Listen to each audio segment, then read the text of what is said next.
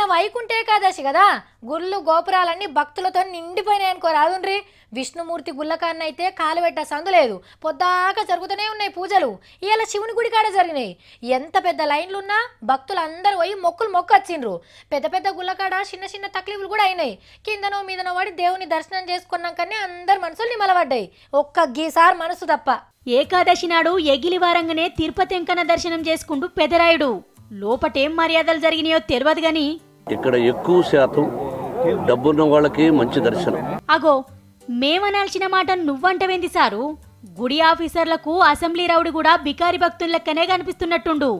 ఇంతకు నిన్నేడ తక్కువ చేసిండ్రు సారు?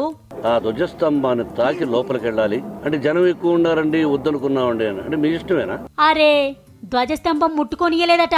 అంటే అది ముఖ్యమైన వాళ్ళకే ఓపెన్ చేశారు, చూశాను చాలాసేపు. ఏ లాలో ఉంది, ఏ రాజ్యాంగంలో ఉంది, అతి ముఖ్యమైన వాళ్ళకి మాత్రం అది టచ్ చేయాలి, తాకాలని. గదన్నట్టు అసలు ముచ్చట.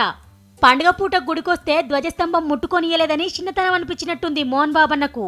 గీ ముత్తెమంత దానికే అలుగుతే ఎట్లన్నా? దినం లక్షల మంది భక్తులు పొంటెలగా మనం లైన్లో నిలబడి దేవునితానికి పోతే కంటి రెప్పగొట్టేంత సేపట్ల నడువుండ్రి నడువుండ్రి అని గుంజేస్తారు. అదే మీ అసంటి పెద్దోళ్లకు అయ్యవార్లు ఎదురొచ్చి మరీ లోపలికి తీసుకుపోయి నిండారా దేవుని చూపించి లడ్డూలు చేతులు పెట్టి పంపుతారు. ఇప్పుడు తెలిసిందా సారు సామాన్య భక్తుల ఆవేదన ఎట్లుంటదో?